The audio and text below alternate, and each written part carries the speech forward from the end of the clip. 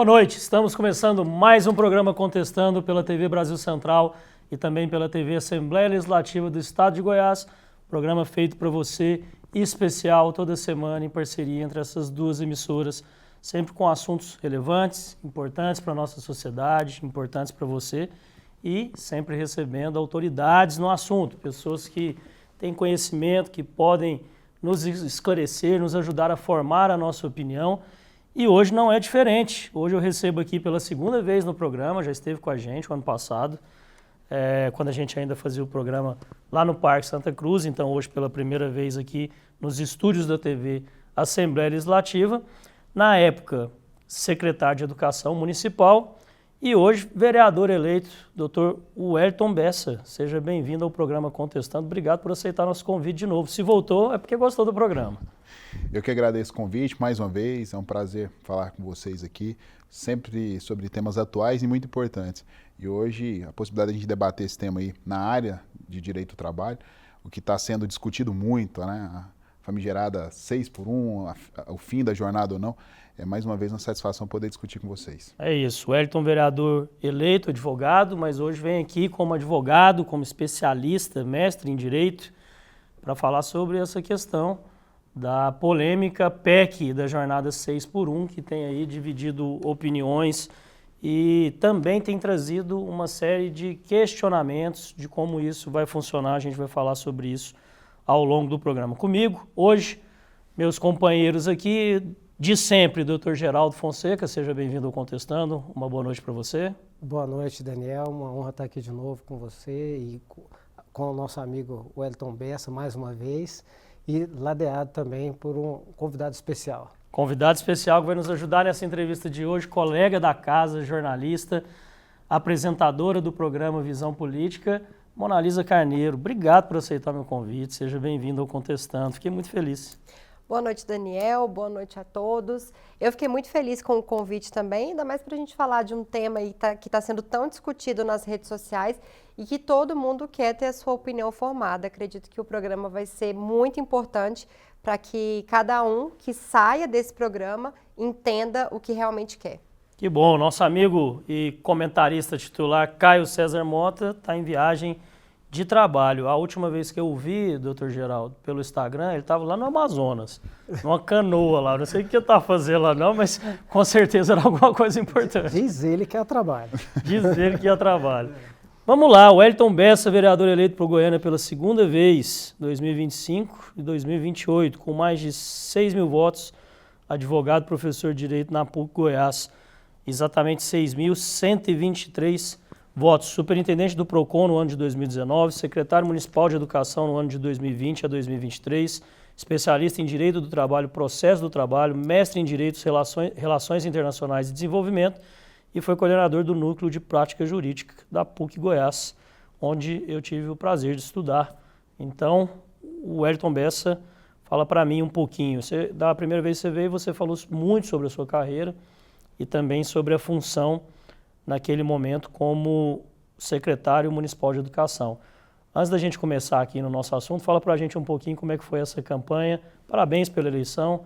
Tenho certeza que o eleitor confiou a você o seu voto e espero que você faça e trabalhe pelo eleitor de Goiânia. E fala para a gente um pouquinho como é que foi essa disputa eleitoral, como é que foi essa disputa desse ano, que foi muito pesada, foi uma disputa que a gente teve muitos candidatos com condição de chegarem até a Câmara, muitos candidatos bons, então tenho certeza que foi muito trabalho. Com certeza. Não, a campanha foi muito boa, né? O processo político, ele envolve muito trabalho, ele envolve você repassar para as pessoas, para o seu eleitorado, o que você fez e o que você tem potencial de fazer. Então essa campanha foi basicamente uma prestação de contas. Eu ingressei na vida pública no ano de 2019 como superintendente do PROCON Goiás, fiquei lá por cerca de 7 meses, logo em seguida entrei numa campanha política para vereador por Goiânia e defendendo, né, uma política qualificada, a bandeira da educação, a bandeira de defesa também dos consumidores. Fui vitorioso no ano de 2020, fui eleito e aí assumi a vereança, 2 meses depois fui convidado para ser secretário municipal de educação. Lá fiquei 2 anos, cerca de 2 anos e 2 meses como secretário. Conseguimos alguns feitos históricos, né? A Goiânia é primeiro lugar no IDEB pela primeira vez na história, né? Nós conseguimos colocar no IDEB de 2023, fruto do trabalho entre os anos de 21 e 23. Nós colocamos Goiânia em primeiro lugar no IDEB, nos anos iniciais do ensino fundamental, colocamos Goiânia como a terceira capital com melhor índice de alfabetização, conseguimos valorizar bem os professores, reformar toda a nossa rede física, né, toda a escola, CMEI de Goiânia, então a gente conseguiu avançar bastante. E voltei para a Câmara Municipal em agosto, na verdade em julho de 2023, e daí nós começamos, a partir do início desse ano, um movimento de pré-campanha, apresentando para as pessoas o que foi feito, né, e dizendo que é possível, e nós temos como propósito fazer uma política qualificada e uma política de gestão pública. Né? Então a gente tem que fazer gestão e não meramente política, né? Porque senão você acaba se perdendo, política pela política. Então a política ela é um instrumento para você poder fazer gestão pública, para você entregar o que é essencial para a vida das pessoas, para aqueles que são geridos pela sua representação parlamentar.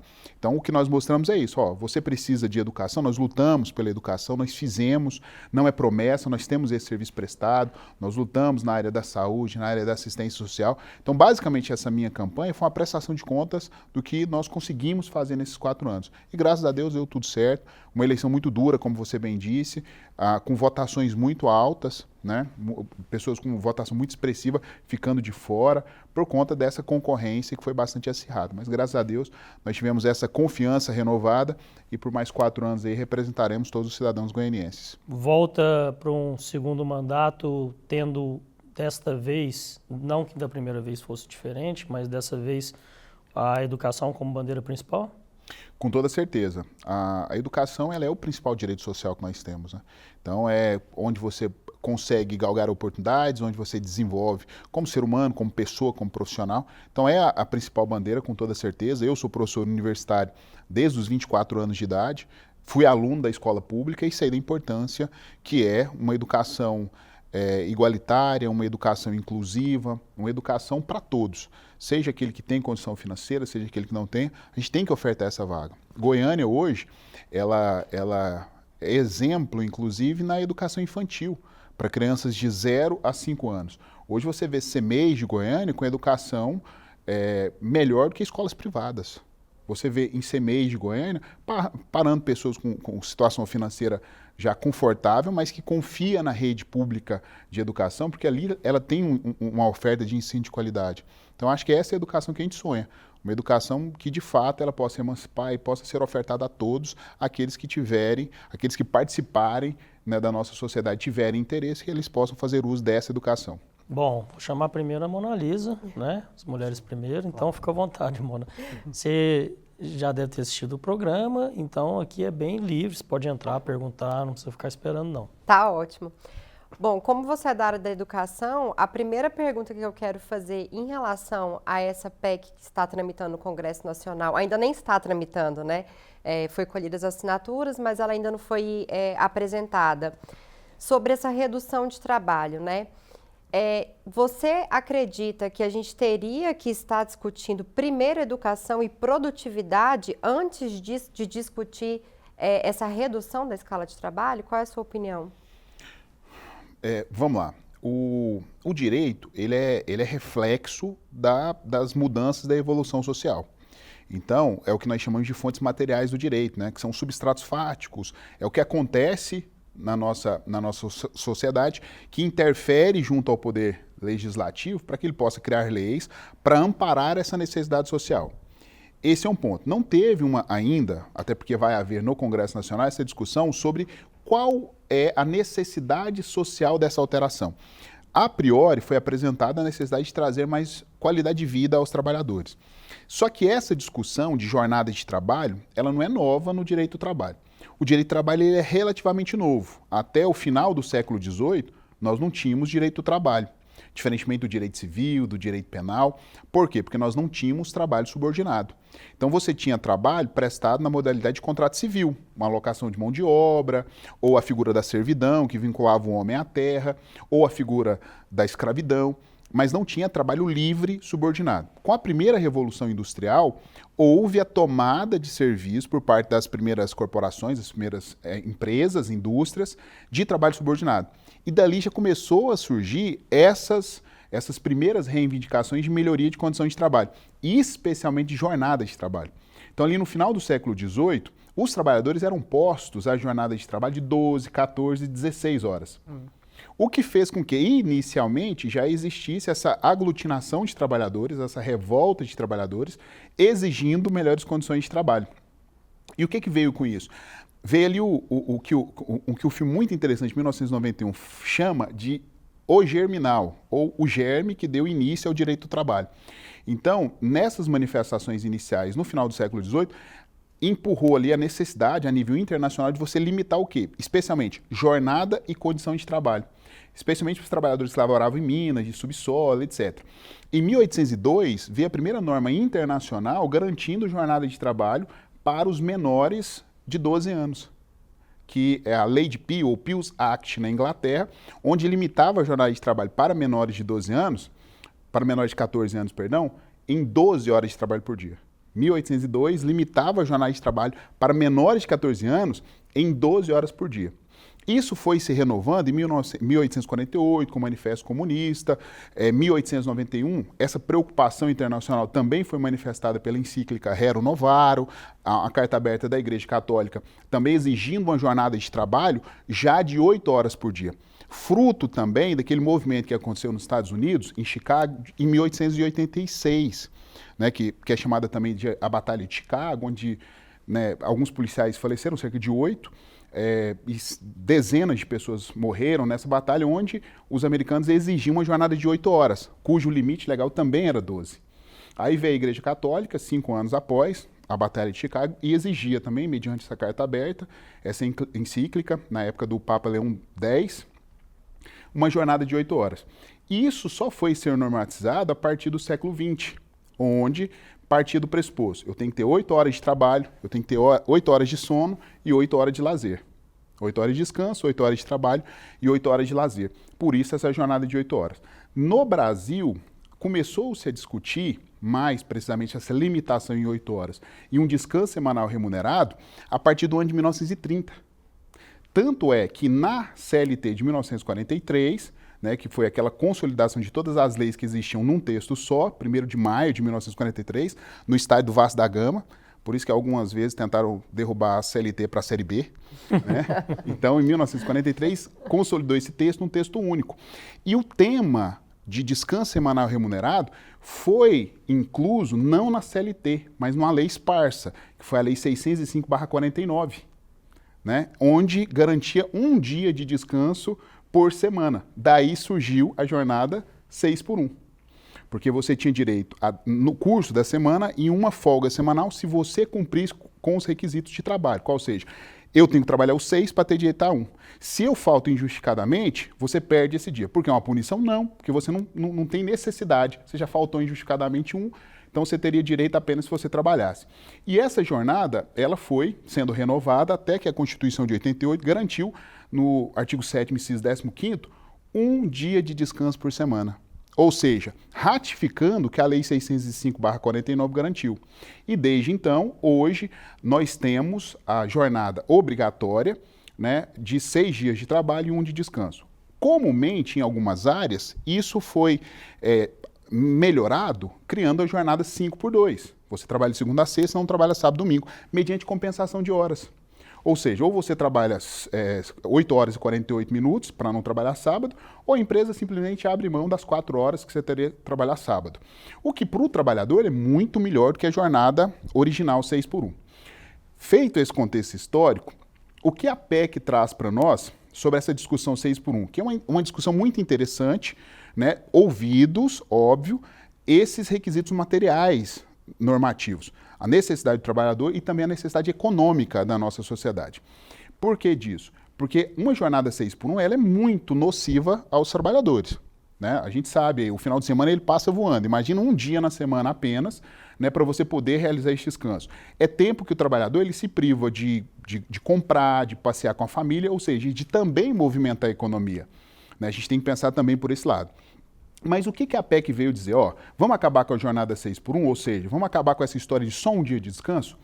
Mas, de outro lado, ela inclui, nesse texto, uma jornada 4x3. E hoje nós sairíamos nos termos iniciais da PEC, isso vai ser discutido, é óbvio. Você sairia de uma jornada 6x1 e passaria para uma jornada 4x3. O que é o ideal, no meu entender? Que haja, primeiro, essa discussão e esses estudos, para talvez a gente imaginar uma jornada intermediária. Qual seria? Uma jornada 5x2.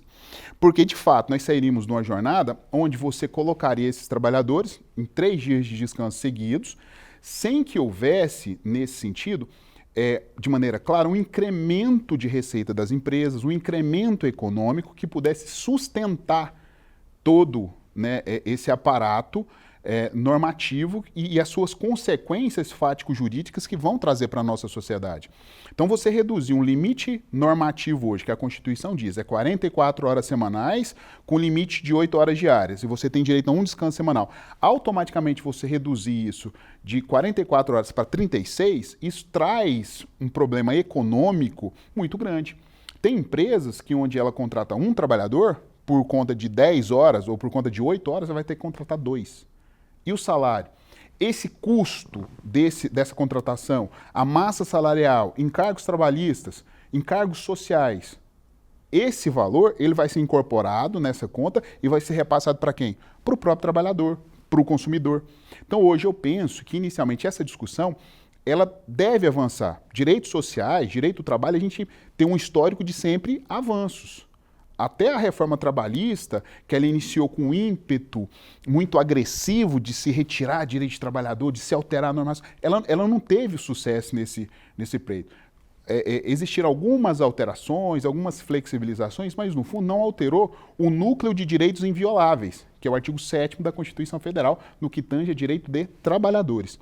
Então o que eu entendo? Eu acho que uma jornada 5x2, ela é positiva e sem alterar essa realidade social, até porque muitas empresas já praticam, mas com volume ainda significativo de empresas que não praticam a jornada 5x2, mas continuam a praticar a jornada 6x1. Então, eu entendo que seria interessante nós pensarmos nessa PEC de acabar de fato com a jornada 6x1, mas com a jornada mais próxima, ou seja, uma jornada 5x2, onde seria resguardado 2 dias de descanso para esse trabalhador e que se discutisse, no máximo, uma possibilidade de redução dessa jornada de 44 para 40 horas semanais e não para 36. Eu estou com a PEC aqui na minha mão, ela é pequena, ela tem como texto apenas uma página, depois ela tem uma justificativa, onde ela se estende um pouco mais, mas eu queria primeiro, para a gente poder discutir aqui, o Ayrton já falou um pouco sobre isso, justamente essa questão de como que ficaria a carga horária. Por alguns motivos. A PEC está sendo vendida, de certa maneira, na imprensa e talvez pelas pessoas que têm interesse em aprová-la, de que é a PEC para acabar com 6x1, né? Acabar com 6 dias por semana de trabalho para 1 de descanso. Mas logo no começo dela, quando você lê aqui, ela fala, da nova redação ao inciso do artigo 7º da Constituição Federal para dispor sobre a redução da jornada do trabalho para 4 dias por semana no Brasil. Ou seja, logo no primeiro texto dela você já vê que, na verdade, ela não é um combate a 6x1. Ela seria uma tentativa de se impor o incentivo a 4x3. Né? Não é nenhum incentivo, é lei. Imposição. É lei, imposição, porque está dizendo 4 dias por semana no Brasil. Ninguém vai poder trabalhar 5 dias. Um pouco mais atrás, mas um pouco depois, ela fala aqui, olha, a duração do trabalho normal não superior a 8 horas diárias, 36 horas semanais com jornada de trabalho de 4 dias por semana, facultada a compensação de horários e redução de jornada mediante acordo ou convenção coletiva. Aqui também tem um problema, porque se existem 4 dias por semana e um máximo de 8 horas, você vai poder trabalhar só 32 horas. Tá errado. E não 36. Eu não sei se é um erro grosseiro no texto da PEC ou se o Ayrton pode nos esclarecer de alguma forma. A ideia do legislador é que, embora seja 8 horas por dia, você pode criar uma jornada de 9, porque não vai ultrapassar as 36 semanais. Como já acontece hoje. Na redução de 5x2. O texto ele tem como esse objetivo. Mas ele é amarrado. A técnica legislativa ela foi falha nesse sentido, porque se você somar a conta que você fez, 8 vezes 4 dá 32, não 36. Então, o correto seria, né? Até para jornadas de 4x3 fica autorizada, excepcionalmente, a jornada de 9, não de 8. Seria mais tecnicamente mais acertado. E aí, então, vamos tratar como uma PEC do 4x3. Instituir 4 dias de trabalho no Brasil para 3 dias de descanso. Eu queria saber a sua opinião, realmente, se isso é plausível, se seria aplicável no Brasil como um todo. Uma última questão sobre o texto, que é importante também. Às vezes, em textos que mudam a nossa Constituição ou que mudam os costumes do Brasil, como esse, que atinge praticamente todo o trabalhador, você tem um prazo longo para poder se colocar isso. E nesse caso, não. O prazo é de 360 dias após a publicação da PEC. Vacatio legis. Exatamente. Ou seja, um ano após, todo mundo já tem que se adaptar a essa nova jornada de trabalho. Então, eu queria saber do Wellington, assim, primeiro, se você acha que é plausível, se você concorda com essa redução. Nessa forma aqui, eu acredito que, pelo menos a maioria das pessoas acreditam que 6x1 é uma jornada pesada e que isso tem que ser discutido no Brasil. Pelo menos discutido. Tem gente que tem outras formas de ver, que se pague por hora, que se deixe liberdade para o trabalhador. Mas 4x3 não seria talvez um pouco rígido demais para a nossa economia? É a minha crítica. Eu acho que é louvável discutir o fim da jornada 6x1 e se discutir a implantação talvez de uma jornada 5x2. Porque é o que já acontece na prática. Hoje nós temos um volume, um percentual bastante grande de empresas que adotam por questão de economia. A empresa não abrir no final de semana, no sábado, muitas empresas não abrir no sábado, para ela traz uma economia, o que é produzido apenas em meio período no sábado não traz o proveito econômico que ela busca, etc. Então é uma jornada que já existe faticamente no Brasil.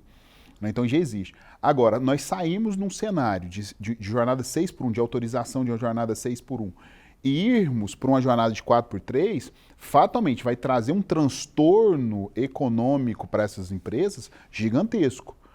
Mas existem países que essa jornada já é aplicada. Sim, mas foram países que já existiam condições de trabalho mais próximas dessa jornada.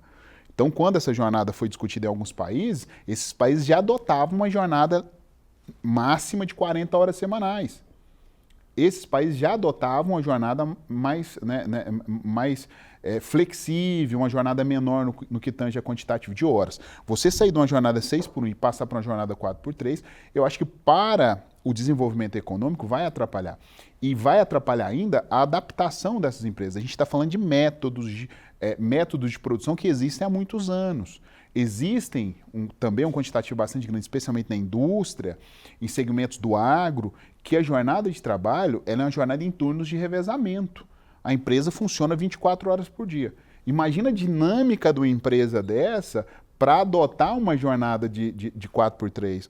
Então eu acho que hoje nós não temos requisitos materiais, fáticos jurídicos, para a gente poder adotar nesse momento. Nós temos que fazer levantamentos e para isso é essencial que nós temos discussões sérias e não polarizadas, porque no Brasil, sempre que existe a possibilidade de uma alteração legislativa que envolve aí polos antagônicos, parece um fla-flu. Né? Cada um faz questão de defender veementemente o seu lado, né? Com um senso ali de quase que de extinção. Se você fazer isso, eu vou morrer. Né? E aí começam também a discutir com dados falsos, com fake news. Então, acho que é uma discussão muito importante. O segmento empresarial deve participar. Acho que as federações de trabalhadores, as federações das indústrias, do comércio, do transporte, é essencial que haja uma discussão madura a esse respeito. E que também o Congresso Nacional possa ouvir, possa participar dessa discussão madura sobre aspecto técnico. O Congresso, ele é autônomo, ele tem toda a possibilidade de legislar, de alterar a PEC ou não, mas eu acho que é essencial essa discussão até para nós vermos qual que vai ser o impacto econômico disso. Nós não vivemos mais de maneira isolada igual vivíamos há 200 anos atrás, há 100, 150 anos atrás. a nossa produção, ela impacta em outros países. O investimento que o Brasil hoje recebe, que gera também, né, riquezas para o país, movimento econômico, depende de uma jornada de trabalho, depende de uma produção, né, mais efetiva, né? Então, não é tão simples assim essa adaptação por parte do setor econômico. Então, eu sou favorável, sim, a uma jornada de 5x2. A 4x3, eu acho que a gente não tem ainda estudos que garantam essa evolução social para que nós possamos suportar economicamente uma jornada 4x3. Doutor Geraldo. Eu acho que a primeira coisa, é que, assim, já extraindo a conclusão aqui do que foi dito, é que o momento é o pior possível. Se tinha um momento para colocar essa PEC na mesa, esse é o pior possível. É o pior cenário que a gente está vivendo nesse momento, né? Dólar chegando a R$6, o plano de contenção fiscal não vem, nós estamos esperando ansiosamente, porque se não vier também, eu acho que a situação vai ficar pior ainda. Futuro presidente do Banco Central, que o Lula vai colocar, já tem indício de que vai aumentar a taxa, vai subir a inflação, né? Então, assim, não vejo isso, tudo bem, eu entendo muito bem quando você fala, concordo, a discussão é louvável, mas assim, o momento econômico que a gente vive não tem como suportar, de forma alguma. Eu fiz cálculo assim, simples, né, de quanto custa 10 funcionários hoje, salário mínimo. Ele custa 14 mil, que é o salário, né, 1.400 de cada um, mais cerca de 9 mil, quase 10 mil de encargos, então 24 mil. Se tivesse 4x3, no outro dia o empresário teria que contratar, esses 10 funcionários, teria que contratar mais 3. É um aumento de 33%. Então ele teria que pagar aí mais 7 mil de salários e encargos. Então, assim, ele vai ter que suportar isso de qualquer jeito, né? Ninguém discutiu. Aí vem a deputada, que é autora do projeto, e fala que não tem estudo econômico sobre o projeto.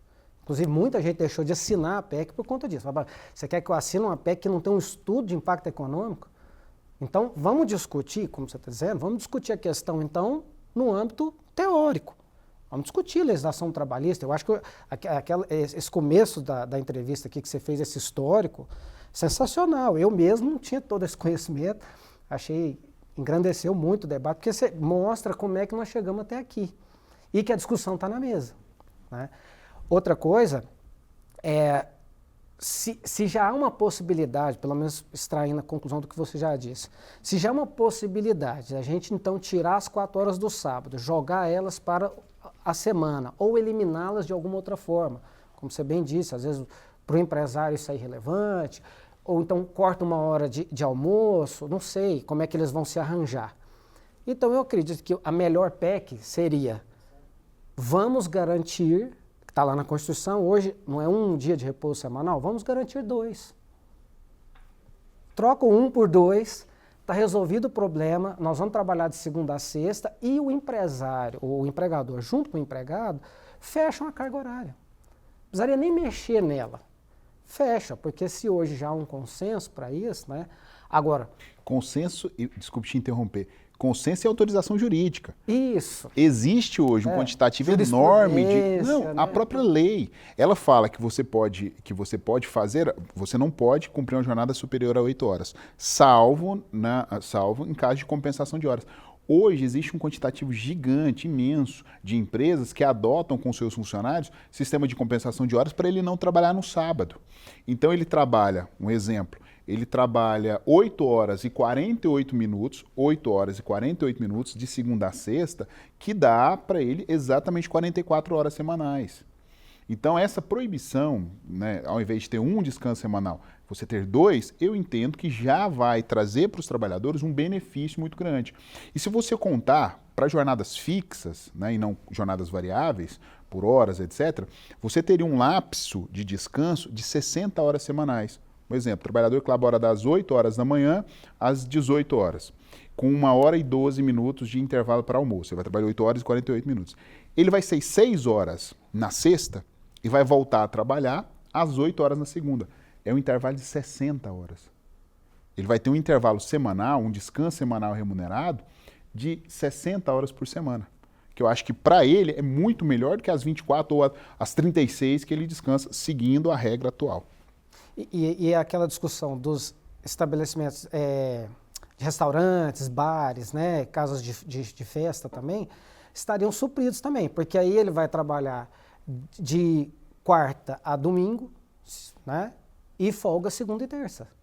Quer dizer, está respeitado as mesmas 60 horas, está respeitado os 2 dias de repouso semanal remunerado, não é?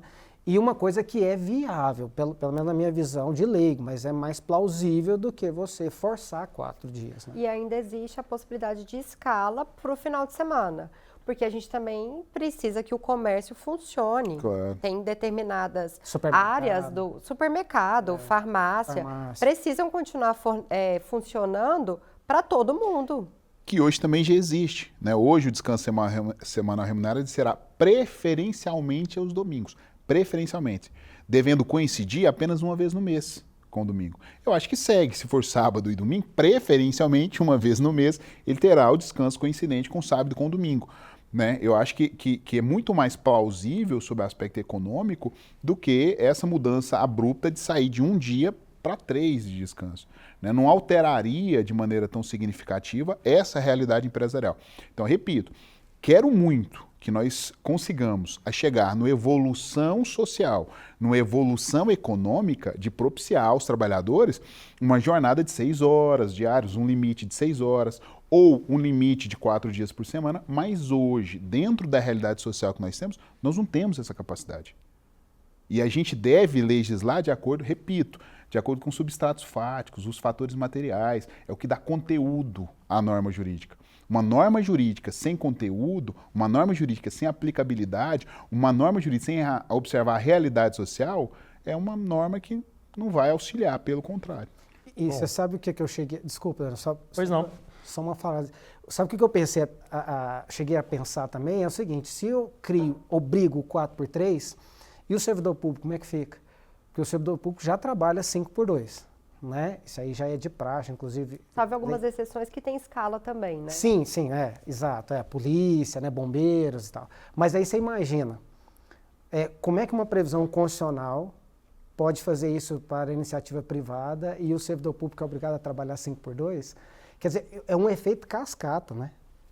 Sem dúvida. Bom, eu vou contrariar a ideia do Geraldo, do Wellington. A Mona Lisa não se posicionou, mas acredito que também acha que seja uma solução melhor essa questão do 5x2. Para mim também seria o ideal, porque como nós estamos no Brasil, um país polarizado, ao invés de se discutir um meio termo, uma forma de se ajustar isso dentro da realidade do brasileiro, do que já acontece, e sem ficar muito oneroso para a produtividade para o país, e como aqui existe a polarização, como eu disse, já existe uma outra proposta, que é a PEC da alforria. A PEC do 6x1, conhecida como 6x1, ela foi apresentada pela deputada Érica Hilton, que é do PSOL, e o deputado Maurício Marcon, do Podemos do Rio Grande do Sul, propôs uma alternativa à proposta da deputada federal Érica Hilton, que se trata da PEC da alforria. Ele já tem 116 votos dos 171 necessários, e essa proposta, ela prevê um sistema de trabalho semelhante ao dos Estados Unidos, que o trabalhador ele seria remunerado pela hora trabalhada e ele poderia acordar com o seu patrão a quantidade de horas que ele trabalharia por semana. Eu queria saber também do nosso especialista aqui o que ele pensa da PEC da alforria. O que acontece? Quando a gente fala de contrato de trabalho, a gente está falando de um contrato, né, um pacto, onde 2 pessoas podem escolher as normas que vão reger aquela relação contratual que estabelecem entre elas. Isso num plano comum no direito civil, por exemplo. Né? Então, as partes elas são livres para poder acordar. Quando a gente fala de direito do trabalho, né, é um ramo do direito privado, né, que normatiza as relações entre particulares, até mesmo quando o trabalhador ele tem um vínculo de emprego, não estou falando estatutário, de emprego com a administração pública, com a empresa pública, com a sociedade de economia mista, trata-se de um ramo do direito privado. Né? Então, aqui nós estamos falando de um contrato onde o Estado ele tutela minimamente as condições. Por quê? Porque o histórico social do direito do trabalho nos demonstrou que quando você abre demais a possibilidade de negociação, a negociação ela fica muito injusta, né? Eu sempre brinco, eu falo, você tentar fazer uma negociação franca entre empregado e empregador, salvo profissionais de altíssimo, né, gabarito ou de altíssima qualificação, um jogador de futebol, entre outros, é a mesma coisa de você integrar, na minha visão, o tubarão e a sardinha. Não tem acordo, existe imposição. Então eu acredito que a jornada de trabalho, patamar mínimo, salário, patamar mínimo, FGTS, patamar mínimo, férias, patamar mínimo, 13º. Porque se você abrir a possibilidade de incluir em negociação qualquer uma dessas cláusulas, em pouquíssimo tempo eu tenho certeza que a imensa maioria dos empregadores não vão estar pagando, não vão estar cumprindo. Então hoje nós temos, assim, voltando também na jornada, nós não temos uma realidade social... Desculpe, claro, à vontade. Mas é importante. Hoje essa já não é a prática de grande parte do brasileiro. Nós temos 39% dos trabalhadores do Brasil que estão na informalidade. Uma estimativa. Nós temos esses motoristas de aplicativo, de Uber, que escolhem a quantidade de horas trabalhadas e recebem pelo tempo que trabalham. Já não é um movimento que o próprio trabalhador tem feito, buscar essa liberdade para poder escolher o quanto trabalhar e o quanto receber por isso, saber o quanto vai receber pelo quanto trabalha? Daniel, esse dado seu eu não tive acesso a ele para a gente poder discutir. Mas, com toda certeza, hoje, nós temos um percentual muito alto de trabalhadores que não tem essa qualificação, não tem essa autonomia. Quantos brasileiros hoje não têm condições de comprar um carro? Quantos brasileiros hoje não têm condições de tirar uma carteira de habilitação para poder se candidatar como Uber ou como moto Uber? Assim como todas as outras. Quantos trabalhadores que não têm a qualificação para ser um garçom, para ser um trabalhador freelancer? Então, o problema não é esse quantitativo que pode estar nessa condição. Os que podem estar nessa condição já estão. Hoje você tem dificuldade para encontrar trabalhadores para diversas profissões. Quer um exemplo? Frentista de posto de gasolina. Trabalhadores em caixas de supermercado, são segmentos que eu acompanho de perto. São segmentos que eu já advoguei para sindicatos. Então você tem dificuldade de encontrar trabalhadores mensalistas, seletistas, com FGTS. Então o problema não é esses que estão na informalidade, porque esses optaram por estar lá. O problema são aqueles que estão devidamente resguardados e que não teriam condições de estar nessa informalidade. Então, o que me preocupa, na verdade, é você pegar esse quantitativo que está devidamente regulamentado, formalizado, que não tem condições, nós não gozamos dessa autonomia social, na minha visão. Não estou dizendo que o Estado tem que cuidar, né, tem que tomar decisões pelo cidadão, não. Mas hoje nós temos uma realidade social que não nos permite fazer com que haja um patamar mínimo normativo e o trabalhador ele possa aflorar aí esse poder de decisão. Porque muitas das vezes ele não tem, em razão dessa baixa escolaridade, vulnerabilidade social. Existem cidades no interior, não falo nem de cidades mais pobres, de estados mais longe, etc. Goiás, nós temos cidades hoje que não é pago o salário mínimo, que não existe carteira assinada, mas por conta dessa realidade social ainda bastante fragilizada que nós temos no Brasil. Eu acredito, entrando nesse ponto das horas também, é que o que pode acontecer, tanto com uma redução de escala de trabalho, como os trabalhadores passarem a ganhar por hora, é que a informalidade pode aumentar, até porque para esse empresário, ele não vai conseguir continuar pagando o mesmo salário que ele pagaria por uma quantidade de horas menor. Vamos supor, vai trabalhar 36 horas semanais, ele vai ganhar proporcional. Esse trabalhador, ele não vai usar o tempo de descanso dele para descansar. Ele vai procurar bicos, um outro trabalho para ele conseguir se sustentar. E aí, assim, acaba que a gente mexe com todas as áreas da sociedade, porque esse empresário, se ele for manter o trabalho, ele vai ter que aumentar o valor do seu produto. Será que a gente está disposto a pagar por esse aumento? Algumas pessoas vão pagar, outras não. Então, pode haver ainda um grande desemprego, aumentar a informalidade. Então, eu acho que a discussão está ao contrário. Teria que se discutir educação, produtividade, para depois se discutir escala de trabalho. O que nós discutimos, o que eu já presenciei dentro do universo trabalhista? Sindicatos realizando acordos coletivos com empresas, na verdade convenções coletivas, permitindo a escala, o trabalho por hora. Né? O que eu vi na prática? Trabalhadores que tinham jornadas típicas de 12 por 36, né? Aí você soma para o trabalho noturno, você soma adicional noturno, intervalo intra-jornada que não era pago e sim indenizado. Trabalhadores que ganhavam ali na casa de R$ 2.500, né? Entre R$ 2.500 e R$ 3.000. Ao sindicato autorizar uma jornada fracionada por horas, o que aconteceu? Essa empresa, ela não chamava o trabalhador na mesma escala que ele tinha cumprido anteriormente, chamava um quantitativo menor de vezes. O que aconteceu? O trabalhador teve a sua remuneração reduzida para R$ 1.200, R$ 1.300. E esse trabalhador vai buscar um novo emprego? Porque aí você tem um conflito, porque se ele for convocado hoje e a outra empresa o convocar, como que ele vai fazer? Então, é a grande questão. Quando a gente pensa na evolução social, normalmente essas alterações legislativas elas são pensadas sob o prisma do empregador e não sob o prisma do empregado. Só para eu fazer o meu trabalho de direito aqui corretamente, de acordo com o IBGE, 39,1% da população ocupada do Brasil trabalhava informalmente no terceiro trimestre de 2023, o que coincidentemente equivale a 39 milhões de brasileiros, sendo que a alta histórica nossa foi no segundo trimestre de 2022, com 40 milhões de pessoas trabalhando de maneira informal. Também ainda nessa linha, doutor Geraldo, Mona Lisa, do trabalho informal e da escolha do trabalhador, às vezes, por ter um horário reduzido, uma jornada que ele possa fazer e possa receber por isso, com os novos meios de trabalho, muito se fala também que essa PEC ela poderia ter o mesmo, para alguns, não é a minha opinião, mas poderia ter o mesmo reflexo que teve a PEC das domésticas. Porque se diz que a PEC das domésticas ela era para proteger o trabalho da doméstica, ela poder receber os seus direitos, obviamente, como deveria ter sido sempre, mas isso fez com que muitas saíssem do trabalho formal da CLT e fossem para a informalidade, se tornassem diaristas, trabalhassem em várias casas e assim poderiam também escolher o dia que ia trabalhar e fazer o seu salário. O senhor acha que isso pode acontecer? Acredito que sim. Eu acompanhei bem a discussão da PEC das domésticas também,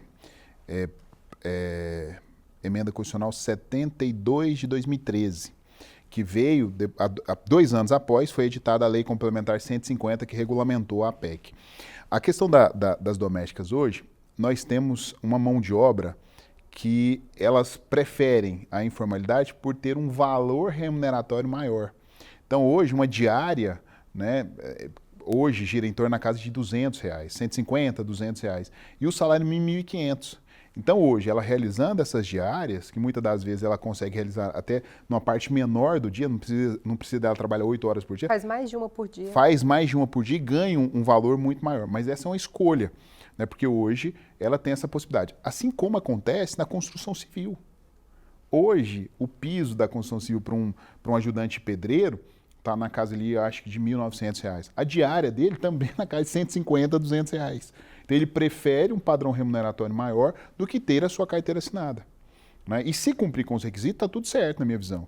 Né? Eu acho que essa PEC, trazendo essa nova modulação de horário, corre risco sim, de muitos trabalhadores terem que ir para a informalidade, até por conta do valor que vai ser acrescido na massa salarial desse trabalhador. Todos os reflexos, né? Reflexos de direitos e reflexos também de encargos. É isso que eu ia comentar. Para mim a questão é sempre econômica. É sempre porque vai mexer no bolso do empregador. Se você faz o pagamento semanal por hora, como é nos Estados Unidos, lá o trabalhador terminou a semana, ele recebe, né? Inclusive evita o 13º. Se você trabalha 1 ano e trabalha por semana e recebe por semana, não há gratificação natalícia, que de gratificação não tem nada. Na verdade, é apenas a obrigação do empresário de te pagar exatamente pelas horas trabalhadas. Porque se você fizer a conta certinha do mês, em 1 ano fica faltando o 13º salário, que complementa, então, as horas trabalhadas. Então, se você recebe por semana, não tem 13º. Qual que é o problema? Vai vir agregado, nessa PEC aí, está escrito que está agregado ao valor da hora de trabalho os direitos trabalhistas? Sem redução de salário. Pois é, O porque... que diz a PEC é sem a redução de salário. Aí a gente incluiria, né, tudo que é salário, tudo aquilo que é pago ao empregador, ao empregado, pelo contrato de trabalho, exceto aquelas verbas indenizatórias. FGTS, INSS. Tudo. Pois é, porque aí eu fiz uma conta aqui rápida, R$ 1.412 hoje, dividido por 176 horas, que é as 44 por semana, dá um pouquinho mais de R$ 8 a hora de trabalho. Só que com os encargos ela vai para 15, 14, 15. Então, a hora de trabalho dessa pessoa que trabalha por semana tem que ser de 15, para poder embutir os direitos trabalhistas. E que, no caso, ele como como é que é o nome? Não é assalariado, é prestador de serviço? Autônomo. Autônomo, exato, essa palavra que eu estava buscando. Como autônomo, ele vai ter que recolher. Né? Que a gente sabe que, na prática, isso não acontece. Então, por exemplo, a diarista que ganha R$200, ela não está separando o dinheiro do FGTS dela, entre aspas, né, uma poupança, ela não está separando, pagando a previdência, os 200 está pagando a despesa do dia, né, é aquele negócio, meio que vendendo o almoço para pagar a janta. E aí, porque eu escutei isso de uma pessoa essa semana e ele estava dizendo o seguinte, alguém perguntou para ele assim, se era o momento de mudar para os Estados Unidos. Brincando, assim, né? O negócio está indo muito ruim, né, para a situação brasileira e tal. Aí ele falou assim, não adianta nada você mudar para os Estados Unidos e continuar lá com a mesma visão que você tem aqui. Ou seja, se você não programa a sua vida para o futuro, o que vai ser, né? Por exemplo, hoje o servidor público que passa num concurso público, ele não aposenta mais integral. Ele aposenta pelo teto do INSS. Ou seja, ele está ganhando R$20 mil por mês, líquido. O dia que ele aposentar, cai para 6. Se ele não se preparar para isso, ele vai ter uma velhice difícil, que cria um padrão de vida que depois não é a realidade. Mas é a realidade social. E isso vale para tudo, vale para o trabalho, vale, né, para todos os aspectos. Mesmo sendo um contribuinte obrigatório, trabalhador autônomo, ele não faz esse recolhimento. Assim como ele não faz o seguro para o carro, assim como ele não faz seguro para a sua casa, que em países desenvolvidos, por conta dessa evolução social, nós temos. Você chega nos Estados Unidos, ele contribui com a previdência privada, porque não existe previdência social, ele paga o seguro do carro, o carro não sai, financiamento principalmente. Você só financia um carro nos Estados Unidos se existir o seguro que vai garantir aquele crédito do banco. Né? Então, essa evolução e essa realidade social que nós não vemos hoje no Brasil, por conta, como eu disse, dessa dificuldade do cidadão, né, de se inteirar e poder tomar essas decisões. Então, quando você traz à luz de uma discussão entre empregado e empregador, ele não tem nessa visão a longo prazo de que ele precisa, né, garantir esses direitos, que ele precisa ter uma qualidade de vida agora, mas para o futuro também. Bom, a gente está encaminhando para o final do programa. Eu queria também aproveitar a presença do Wellington aqui para a gente falar um pouco sobre a CLT.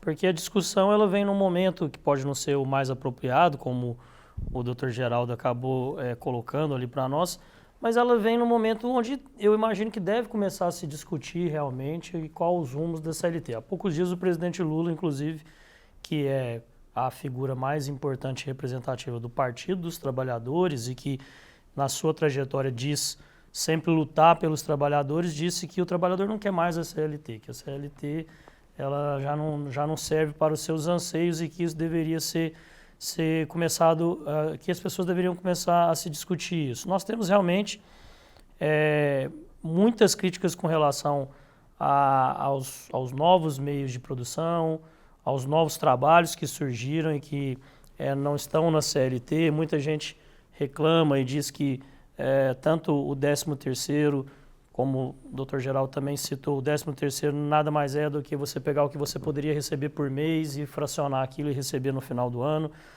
Também se reclama muito do FGTS, que o FGTS, o governo pega uma parte do seu salário e quando te devolve abaixo da inflação.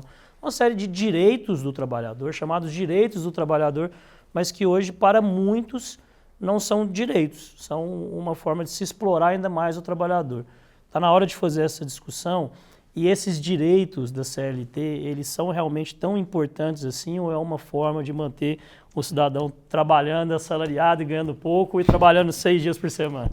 Eu adoro essas narrativas. Não é uma opinião minha, eu quis ser. Claro, não, bem claro. Provocar. Não, eu entendi perfeitamente e a sua análise ela é muito interessante. Tem um artigo, na época do meu mestrado eu li um artigo que foi publicado, acho que num periódico francês, Le Monde Diplomatique, que ele fala assim, o grande problema hoje do processo de envelhecimento, quando as pessoas ficam velhas, é porque elas trazem um custo para o Estado. Vamos resolver esse problema, vamos matar todos. Então hoje, trazendo para o paralelo, hoje não está bom para o trabalhador, vamos tirar os direitos dele. Então eu acho que é na mesma ótica. A CLT, a Constituição Federal de 88, ela foi muito inovadora ao trazer um artigo, trazendo como direitos e garantias dos trabalhadores, um rol com 34 incisos. E trazendo ali que descanso semanal remunerado é cláusula de direito social, FGTS, 13º. Eu entendo que são ferramentas importantes para os trabalhadores. Eu acho que essas ferramentas, elas trazem essa garantia até mesmo de processos políticos cíclicos. Imaginem vocês se a Constituição de 88 estivesse sendo debatida e escrita em 2024. Nós nunca teríamos uma realidade, né, que foi de 1988. Nós nunca teríamos um texto próximo ao texto que nós temos agora, que viraria uma completa, né, discussão infundada de cada um querendo puxar para o seu lado, querendo trazer a sua ideologia para um texto que tem que ser, que tem que abranger todos os cidadãos brasileiros. Ela não ficaria pronta. Ela não ficaria pronta. Ela não ficaria pronta. Imagine se o artigo 7º seria escrito com aquele conteúdo. Não seria. O artigo 5º, que fala dos direitos e garantias individuais. O artigo 6º, que fala dos direitos e garantias sociais, educação, saúde.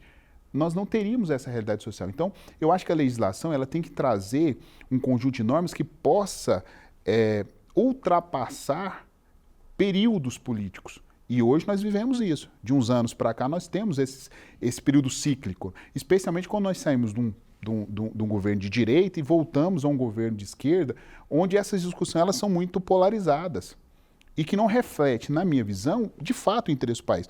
A nossa legislação trabalhista, ela requer mudanças sistemáticas, porque, como você disse, os meios e métodos de produção eles são atualizados sistematicamente. Hoje, existem funções que constam na CLT que não existem mais.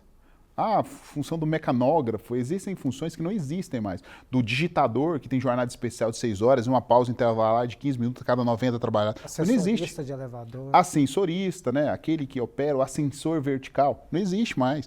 Então, são funções que devem ser atualizadas. Mas o conjunto, o núcleo de direitos, eu acho que é bem coerente e que se aplica atualmente e que deve continuar a aplicar.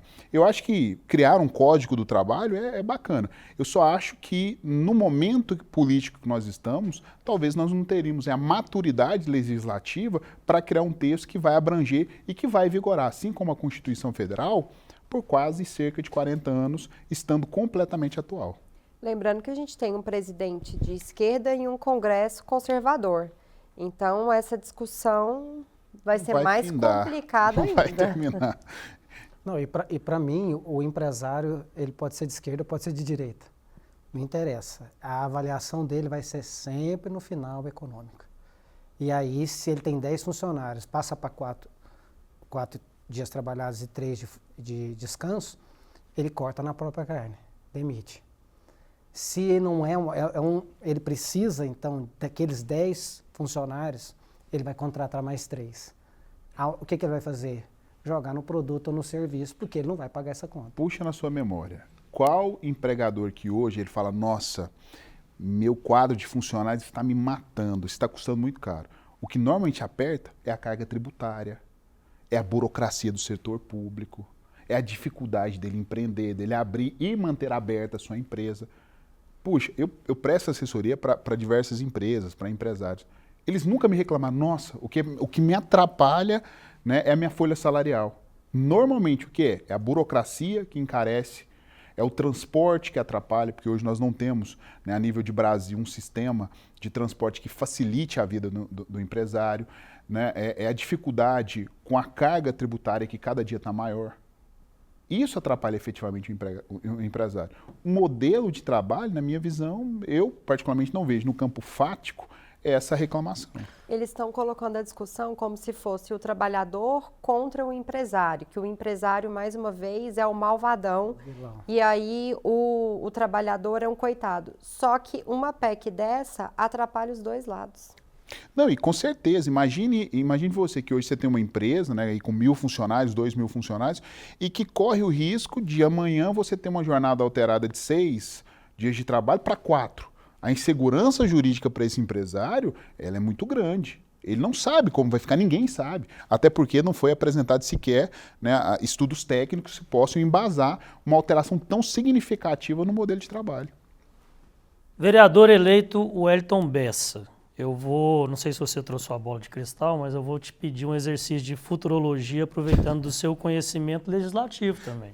Trabalhar numa casa legislativa. Nós estamos aqui na metade dessa atual legislatura na Câmara dos Deputados. O que você acredita que irá acontecer com essa PEC, ou com essas PECs, ou com essa discussão sobre a jornada de trabalho daqui para frente? Eu acredito que é importante a discussão. Hoje já tem assinaturas para a tramitação da PEC, mas nós não temos condições hoje socioeconômicas para ela avançar nos termos que está. Eu acredito que ela não tem condições de avançar e não irá avançar nos termos em que está, 4 por 3. Agora, a chance de termos um meio termo, eu acho que já é significativa. Né? Eu acho que termos, por exemplo, uma jornada 5 por 2, eu acho que é um avanço social importante, né? E conseguindo fazer esse ajeitamento, né, normativo para que as empresas não sejam também prejudicadas, eu acho que é um meio termo importante. E quisera, né, que daqui a alguns anos nós tenhamos condições, sim, de trazer mais qualidade de vida a todos os trabalhadores, de nós trazermos melhores condições de empreendimento também por parte dos empresários. Que bom seria, que bom será se nós tivermos daqui a pouco uma jornada limitada a 6 horas diárias. É mais qualidade de vida para todos os cidadãos. Né? E a realidade social, uma vida em sociedade, a realidade social de um próximo, de alguém que trabalha, de um funcionário desse empresário, também impacta na realidade social dele.